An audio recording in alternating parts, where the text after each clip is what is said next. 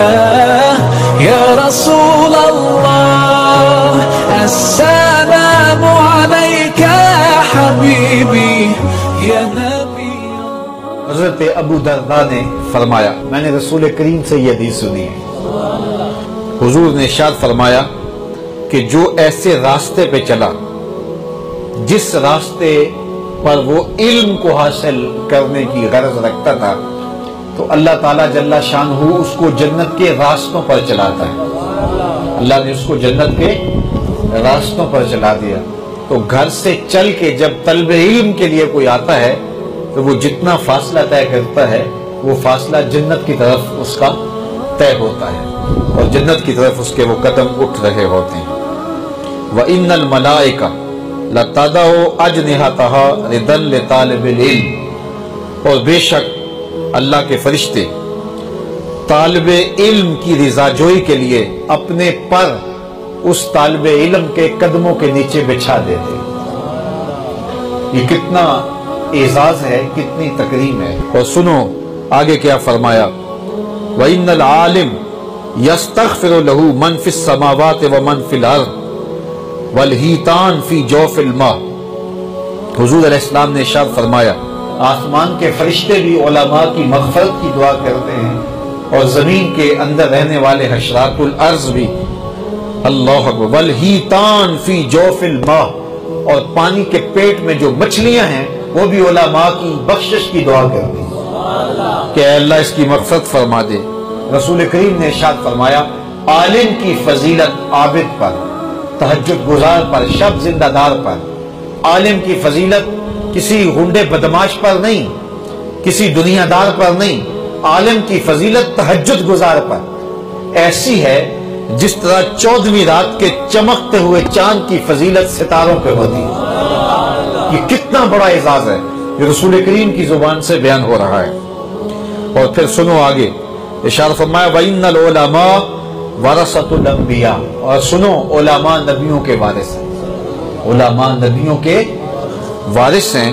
وَإِنَّ الْأَنْبِيَاءَ لَمْ يُوَرِّثُوا دِينَارًا وَلَا دِرْهَمًا وَإِنَّمَا وَرَّثُوا الْعِلْمَ فَمَنْ أَخَذَهُ أَخَذَ بِحَظٍّ وَافِرٍ. رواہ احمد والترمذی وابو داؤد وابن ماجہ. نبیوں کی وراثت درہم اور دینار نہیں ہوتے, نبیوں کی وراثت علم ہوتا ہے. نبیوں کی وراثت علم ہوتا ہے اور جس نے علم حاصل کر لیا تو اس نے ایک حظ وافر پا لیا, اس نے بہت بڑا خزانہ حاصل کر لیا. اور اس حدیث کو امام ترمذی نے بھی روایت کیا ہے, امام احمد نے روایت کیا ہے, امام ابو داؤد نے بھی روایت کیا ہے, امام ابن ماجہ نے بھی روایت کیا ہے اور امام دارمی نے بھی اپنی سنن میں اس کو روایت کیا ہے. تو یہ حدیث ہی اہل علم کے لیے کافی ہے. علماء نے لکھا ہے کہ اگر کوئی شخص اسے معلوم ہو جائے کہ اس کی زندگی کے چند لمحے باقی ہیں اور اتنے عرصے کے بعد اس کی موت واقع ہو جائے, جس طرح ڈاکٹر بتا دیتے کہ حالت یہ ہے کہ یہ 8 گھنٹے زندہ رہے گا, 7 گھنٹے زندہ رہے گا, اب وہ کیا کرے؟ وہ نوافل پڑھے, وہ صدقہ و خیرات کرے, وہ کیا کرے نیکی کا کام؟ اس تھوڑے وقت میں اسے پتہ چل گیا ہے کہ میری زندگی کے صرف 7 گھنٹے باقی ہیں, 8 گھنٹے باقی ہیں, 15 گھنٹے باقی ہیں, تو وہ اس تھوڑے وقت کے اندر کیا کرے؟ تو علماء فرماتے ہیں وہ علم سیکھنے لگ جائے. اس حالت کے اندر فوت ہو کہ وہ طالب علم ہو. تو سیکھنا سکھانا یہ وہ عمل ہے, یہ وہ نیکی ہے کہ حضرت داؤد علیہ السلام کو اللہ نے اختیار دیا کہ 2 چیزوں میں سے ایک چیز اختیار کر لو, جو تم کہتے ہو ہم تمہیں عطا کرتے ہیں, چاہے علم لے لو چاہے بادشاہی لے لو. تو حضرت داؤد نے کہا یا اللہ مجھے علم دے دے.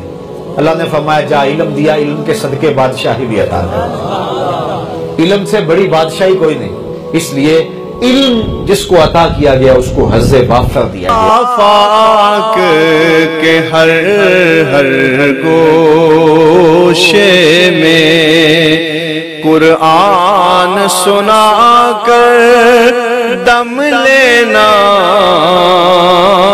اب رکنا نہیں, اب تھمنا نہیں, فردوس میں جا کر دم لینا,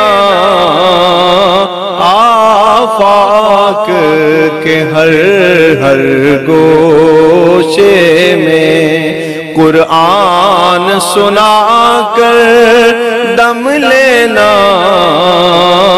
اب رکنا نہیں، اب تھمنا